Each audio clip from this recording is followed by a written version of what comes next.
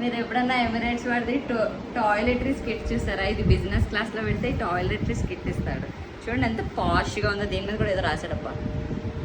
Bowel గరి అనే అంటారు ఇంతకీ దీన్ని. ఆ బవల్ గరి వాడిది కిట్ అనమాట. ఇలా ఈ జిప్పు కూడా చూడండి ఎంత పాష్గా ఉందో.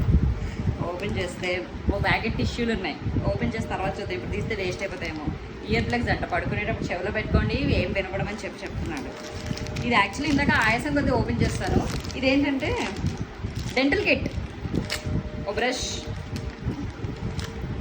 ఓ లిప్ బామ్. ఇది క్యూట్గా ఉంది బౌల్ గారు. ఇది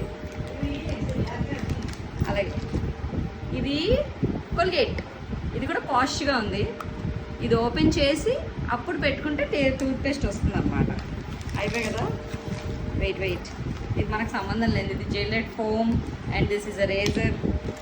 అయిపోయింది.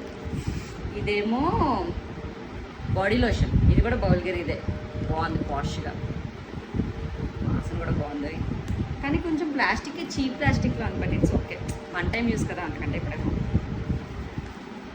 ఇదేమో ఆఫ్టర్ షేవ్ బామ్ అంట. ఆఫ్టర్ షేవ్ లోషన్ నుంచి బామ్ దాకా వచ్చాడు. సేమ్ లోషన్ అదే ఆఫ్టర్ షేవ్ లోషన్ ఎలా ఉందో అదే వాసన. కానీ ప్లాస్టిక్, చీప్ ప్లాస్టిక్. దీనికి ఇలా లోపల ఇలా కంపార్ట్మెంట్ ఇచ్చాడు అలా నిలబడ్డానికి. ఇది పర్ఫ్యూమ్,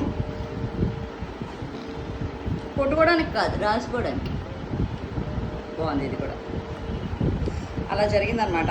మంది కాదు, నేను ఎక్కేసాను అనుకున్నారు.